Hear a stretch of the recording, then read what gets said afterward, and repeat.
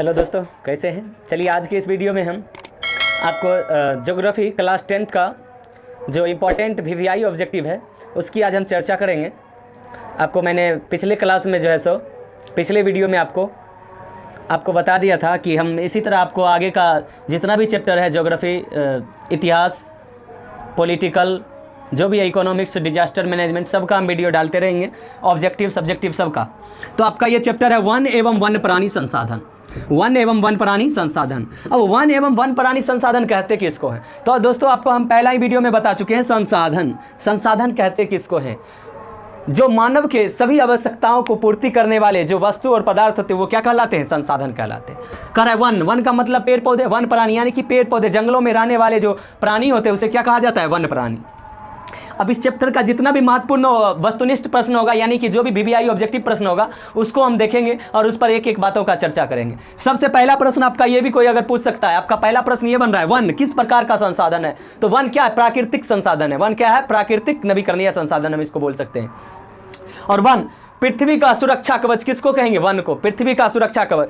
दोस्त अगर वन नहीं रहे इस पृथ्वी पर तो मानव का जीवन बहुत ही क्या हो जाएगा? कठिन हो जाएगा। क्यों? क्योंकि सबसे पहले ऑक्सीजन की कमी हो जाएगी। जब हमें ऑक्सीजन की कमी हो जाएगी तो क्या हो जाएगा? हम बहुत ही कम समय तक जिंदा रह पाएंगे। इसीलिए वन का होना क्या है? जरूरी है। वन रहने से हमारा पृथ्वी क्या होता है? संतुलन रहता है। संतुलन जब हमारा पृथ्वी रहेगा तो हम भी क्या रहेंगे? संतुलित ही रहेंगे। आपको बताए थे कि किसी भी देश के लिए उस देश का संतुलन तभी बन पाएगा जब उस देश में कम से कम न्यूनतम 33% भूभाग पर क्या होना चाहिए? वन होना चाहिए। और अगर आपका अगला प्रश्न है, अब तीसरा प्रश्न, आपका पहला प्रश्न हम बताए वन किस प्रकार का संसाधन है? तो प्राकृतिक संसाधन। किस प्रकार का? प्राकृतिक संसाधन। अब आपका दूसरा है पृथ्वी का सुरक्षा कवच क्या है? पृथ्वी का सुरक्षा कवच क्या हो जाएगा? वन। क्या हो जाएगा? वन। अब कह रहा है जैव विविधताओं का निवास यानी कि आवास, रहने का आवास कहाँ है? जैव विविधताओं का आवास कहाँ है? तो वन है। यानी कि जैव विविधता का मतलब हो गया पशु पक्षी, ये सभी चीज़ का रहने का कहाँ है स्थान? तो वन है। बताइए वो घरों में रहते हैं? नहीं रहते। कह रहा है कि सभी जीवों के लिए खाद्य ऊर्जा का प्रारंभिक स्रोत कहाँ से प्राप्त होता है? सभी जीवों के लिए खाद्य ऊर्जा का प्रारंभिक स्रोत कहाँ से प्राप्त होता है? वन से। कहाँ से? वन से। आपको दोस्तों पता होगा प्राचीन सभ्यता में मानव शिकार करके अपना जीवन यापन करते थे, तो उसमें दो तरह का कंडीशन उस समय आया हुआ था। दो तरह का कंडीशन क्या था? पुरुष शिकार करने के लिए जाते थे और महिलाओं का क्या काम होता था? वो वन से जा करके फल तोड़ करके लाना। और जो है सो बहुत ऐसे भी पुरुष जो मान लीजिए शाकाहारी होते, जो मांस नहीं खाते हैं, तो वो क्या खाते थे? वो मतलब फल फ्रूट ही खाते थे। तो महिलाओं का काम था कि वनों से जा करके फल फ्रूट को तोड़ना और उसी से उनका जीवन यापन होता था। और आज भी जान लीजिए हम लोग वनों पर ही निर्भर हैं। अगर वन नहीं रहेगा तो पृथ्वी संतुलन नहीं रहेगा और ढेर सारे जो होता है खाद्य पदार्थ हम लोग वन से ही प्राप्त करते हैं।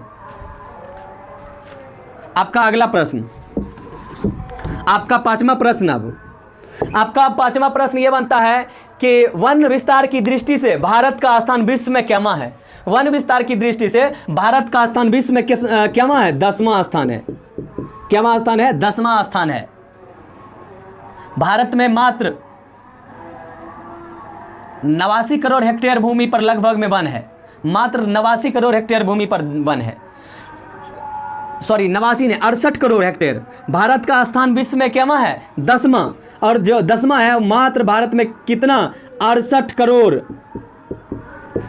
करोड़ हेक्टेयर भूमि पर वन का विस्तार है। बस भारत में 68 करोड़ भूमि पर ही क्या है? वन का विस्तार है। कहता है किस राज्य में, भारत में किस राज्य में वन का विस्तार सर्वाधिक है यानी सबसे अधिक है? तो मध्य प्रदेश में वनों का विस्तार क्या है? सबसे अधिक है। किस राज्य में? मध्य प्रदेश। आपसे अगर पूछा जाए दोस्तों कि भारत में तो 68 करोड़ हेक्टेयर भूमि पर वन का विस्तार है, लेकिन सबसे अधिक विस्तार कहाँ है? किस राज्य में है? तो मध्य प्रदेश में। कहाँ है? मध्य प्रदेश। अब आपसे कोई पूछ दे वन की दृष्टि से विश्व में प्रथम स्थान किस देश का है? तो रूस का। किस देश का? रूस का। रूस में दोस्त आपको 809 करोड़ हेक्टेयर भूमि पर वन का विस्तार मिलेगा, जो कि विश्व में अव्वल स्थान पर है, यानी कि प्रथम स्थान पर प्राप्त किए हुए है। अब कह रहा है कि मैंग्रोव वन का विस्तार किस राज्य में है? यानी मैंग्रोव वन सबसे तटीय इलाकों में पाया जाता है। तो तटीय इलाका सबसे ज्यादा सुंदरवन डेल्टाओं में पाए जाते हैं। तो दोस्तों सुंदरवन डेल्टा है कहाँ? आपका यह भी प्रश्न पूछा जा सकता है कि सुंदरवन डेल्टा है कहाँ? तो सुंदरवन डेल्टा कहाँ है? और पश्चिम बंगाल में। कहाँ में? पश्चिम बंगाल। यानी कि मैंग्रोव वन का विस्तार सबसे अधिक कहाँ है? सुंदरवन। कहाँ में? सुंदरवन। और आपसे पूछा जाएगा कि सुंदरवन है कहाँ, तो पश्चिम बंगाल में। कहाँ है दोस्तों? पश्चिम बंगाल। अब आप जान लीजिए, कह रहा है कि आपका अगला प्रश्न अब आ रहा है, आपका अगला प्रश्न अब 10वां प्रश्न आ रहा है कि आरक्षित और रक्षित वन के विस्तार सबसे अधिक भारत में किस राज्य में है? आरक्षित और रक्षित वन का भारत में सबसे अधिक विस्तार किस राज्य में है? तो मध्य प्रदेश में। कहाँ में? मध्य प्रदेश में दोस्तों। कहाँ है? मध्य प्रदेश। आपका फिर अगला प्रश्न कहा जा रहा है कि टाइगर रिजर्व डोलामाई किस राज्य में स्थित है? टाइगर रिजर्व डोलामाई किस राज्य में है? तो वो क्या है? पश्चिम बंगाल में। कहाँ है? तो पश्चिम बंगाल में। सफेद बाघों के लिए यह है। अब आपका अगला प्रश्न कह रहा है कि टैक्सोल नामक रसायन किस पौधे की छाल से प्राप्त किया जाता है? किस पौधे की छाल से निकाल? चीरी की छाल से। किसकी छाल से? चीरी की छाल से। अब आपका अगला प्रश्न है, टैक्सोल नामक रसायन का उपयोग किस रोग में, किस भयंकर रोग के इलाजों में किया जाता है? तो कैंसर रोगों के इलाज में टैक्सोल। कौन से रोग? कैंसर रोग के इलाज में टैक्सोल का यूज किया जाता है, जो कि चीरी के छाल से प्राप्त होता है। अगर कैंसर का कोई दवा, अगर कोई इलाज करा रहे हैं तो उसके टेबलेटों में टैक्सोल नामक रसायन मिलाया जाता है। कौन सा? टैक्सोल। जिसके टैक्सोल नामक रसायन से जो टैबलेट बनने लगा, जिसके कारण यव वृक्ष जो होते हैं वो हिमालय में पाए जाते हैं, यव वृक्ष धीरे धीरे कमने लगा, उस पर बहुत ही गहरा प्रभाव पड़ गया और उस वृक्ष का बहुत ही ह्रास होना शुरू हो गया। कह रहा है कि वन्य जीवों की संख्या में कमी का प्रमुख कारण क्या है? वन्य जीवों की संख्या में कमी का सबसे प्रमुख कारण क्या है? तो कमी का सबसे प्रमुख कारण, आइए दोस्तों हम देखते हैं। वन्य जीवों की कमी में सबसे प्रमुख कारण पैरावैगनी किरणें, दूसरा आप बोल सकते हैं अम्लीय वर्षा, दूसरा आप क्या बोल सकते हैं? अम्लीय वर्षा। तीसरा बोल सकते हैं आप हरितगृह प्रभाव। यानी दोस्त, ये पैरावैगनी किरणें जो आती है, अम्लीय वर्षा, हरितगृह प्रभाव, बस वन के ह्रास के कारण ये सभी चीज़ों का, दिक्कतों का सामना हमें करना पड़ रहा है। अगर वन का विकास विस्तार बहुत अगर ज़्यादा मात्रा में रहे तो इन सब चीज़ों का हमें ह्रास नहीं होगा। आजकल हम देखते हैं दोस्तों, क्या होता है कि सबसे वन का ह्रास का भी प्रमुख कारण क्या है? तो जनसंख्या। अगर जनसंख्या में वृद्धि होता है तो हम लोग क्या करते हैं? वृक्ष जहाँ लगे होते हैं उसको क्या करते हैं? कटाई कर देते हैं, वहाँ घर बना लेते हैं, या वृक्ष की कटाई करके हम लोग क्या करते हैं? कृषि कार्य करना शुरू कर देते हैं, जिसके कारण वन का बहुत ह्रास हुआ है, जिसके कारण वन्य जीव का भी आस्थान धीरे धीरे खत्म हो रहा है। और वन्य जीव के में मतलब जैसे उसकी संख्या में क्या आ रही है? लगातार कमी आ रही है, बहुत ढेर सारा कमी आ रही है। आपको बहुत ऐसे पशु पक्षी होंगे जो देखने को नहीं मिलता होगा।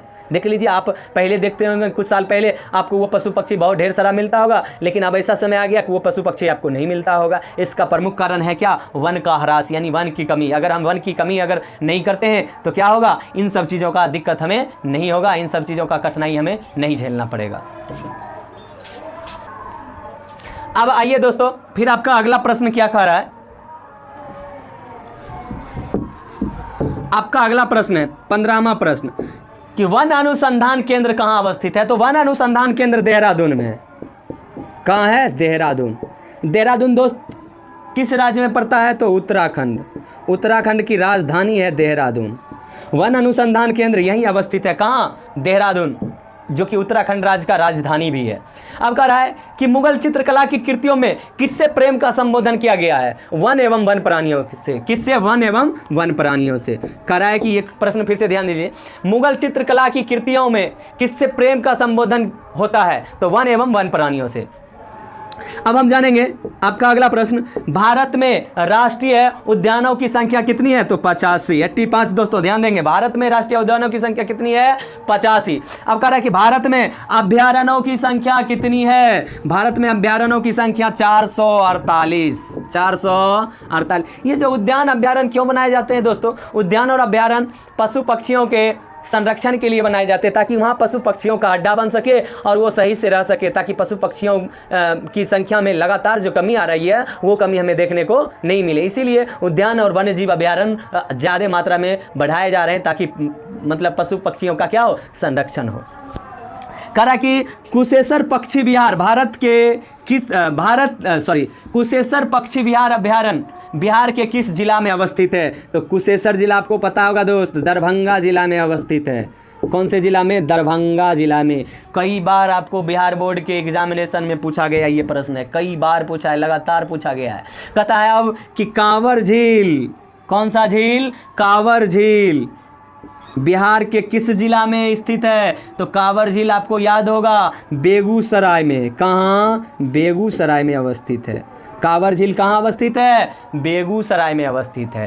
कहता है विश्व में जैव मंडलों की संख्या कितनी है? जैव मंडलों की संख्या कितनी है? तो 243। कितनी है? 243 जैव मंडल। जैव मंडल का ये अर्थ होता है पशु पक्षियों के संरक्षण का स्थान होता है। वहाँ पर पशु पक्षियों के रहने खाने पीने का बहुत ही अच्छे ढंग से उसका मतलब जैसे संरक्षण के लिए वहाँ पर जगह बनाए जाते हैं, वही क्या कहलाते हैं? जैव मंडल। ये भारत में इसकी संख्या 200 कितनी है? सॉरी, विश्व में इसकी संख्या कितनी है? 243। हम जानेंगे भारत में जैव मंडलों की संख्या कितनी है दोस्तों? 14। कितनी है? भारत में जैव मंडलों की संख्या कितनी है? 14। अब कह रहा है कि घड़ियाल जो जानवर है उसकी संख्या में लगातार कमी आने लगी, तो उसका एक प्रजनन केंद्र खोला गया, यानी उसके संरक्षण के लिए उसका एक प्रजनन केंद्र खोला गया। तो आपसे प्रश्न अगला आएगा कि घड़ियाल प्रजनन केंद्र कहाँ अवस्थित है? घड़ियाल प्रजनन केंद्र कहाँ अवस्थित है? तो मुरैना में। कहाँ? मुरैना, जो कि किस राज्य में है? मध्य प्रदेश। कौन राज्य में? मध्य प्रदेश।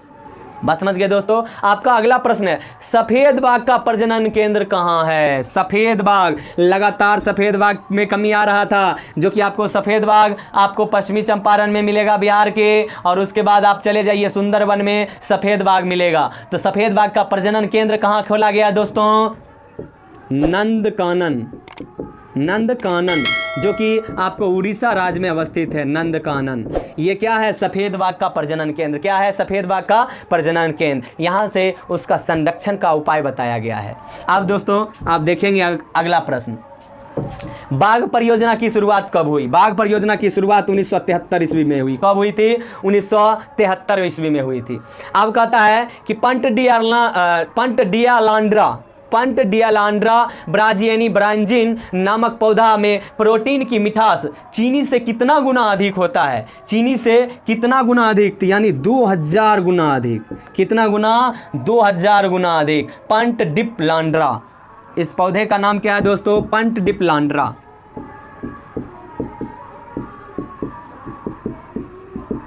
ये पंट डिप्लांड्रा, इसका नाम ही है पंट डिप्लांड्रा ब्राजियनी। पंट डिप्लांड्रा ब्राजियनी ब्रांजिन, ये जो पौधा है ना, इसकी प्रोटीन जो होती है, पौधे में प्रोटीन की मिठास, इस पौधे पंट डिप्लांड्रा ब्राजियनी ब्रांजिन में के पौधे के प्रोटीन में मिठास चीनी से 2000 गुना अधिक होता है। चीनी कितना मीठा होता है दोस्तों? उससे भी 2000 गुना। सोच लीजिए कितना मिठास होगा। थोड़ा सा अगर इसका यूज करेंगे तो कितना मिठास होगा। आइए अगला प्रश्न, चिपको आंदोलन कब प्रारंभ हुआ दोस्तों? 1972 ईस्वी में। कब हुआ? 1972 ईस्वी में। अच्छा, चिपको आंदोलन के नेता कौन थे? नेतृत्व कौन कर रहे थे? तो सुंदरलाल बहुगुणा।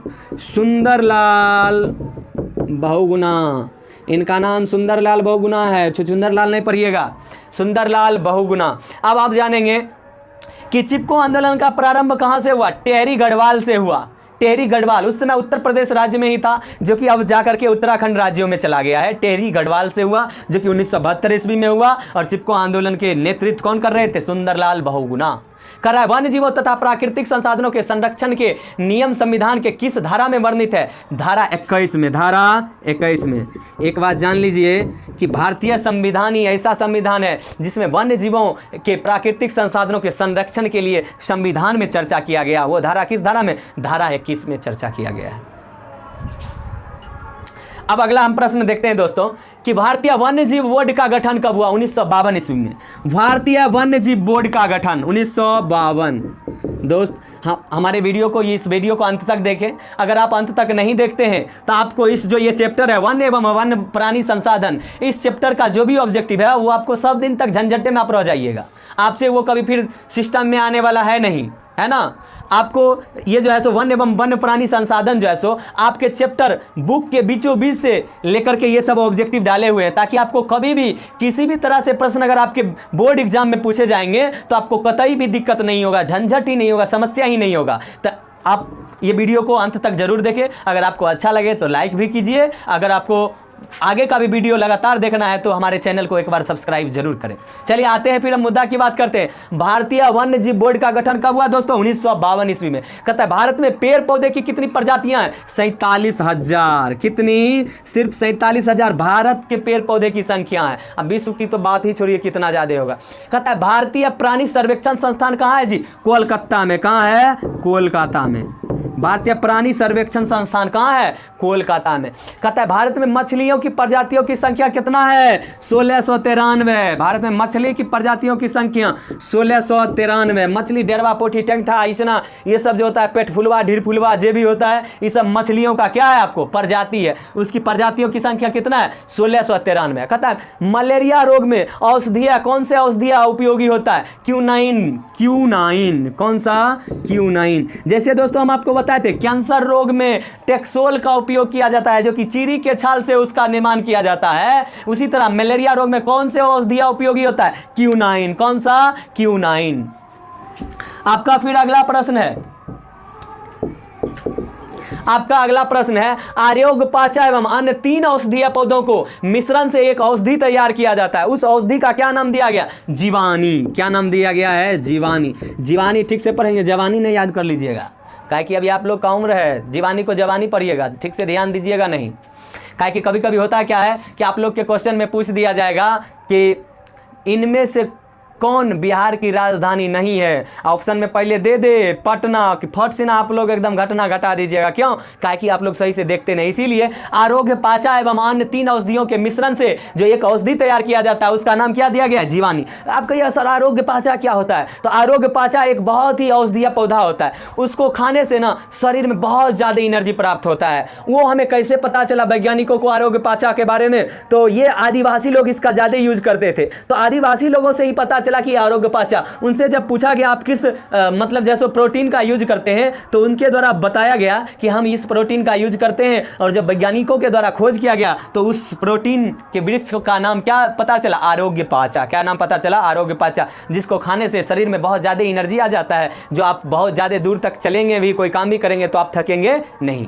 बात समझ गए दोस्तों? ये रहा आपका इकाई फर्स्ट का गौ नंबर चैप्टर वन एवं वन प्राणी संसाधन, क्लास 10th ज्योग्राफी का है ये। आप दोस्तों अगर आपको अच्छा लगे तो लाइक जरूर करें, सब्सक्राइब भी करें और हमारे वीडियो को शेयर भी जरूर करें और अपने दोस्तों में भी बताएं।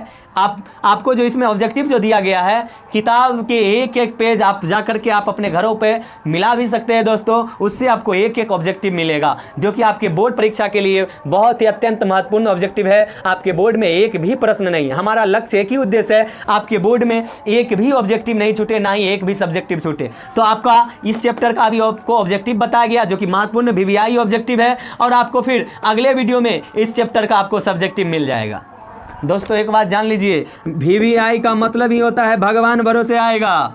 VVI का मतलब हो गया भगवान भरोसे आएगा। लेकिन मेरा कहना है कि हम जो आपको प्रश्न लिख के देंगे वो आपको प्रश्न होगा JJI, यानी जरूर आएगा। तो इसलिए दोस्तों अगर आप चाहते हैं कि ये हमारे बोर्ड एग्जाम में जरूर आए तो हमारे वीडियो को अंत तक जरूर देखें।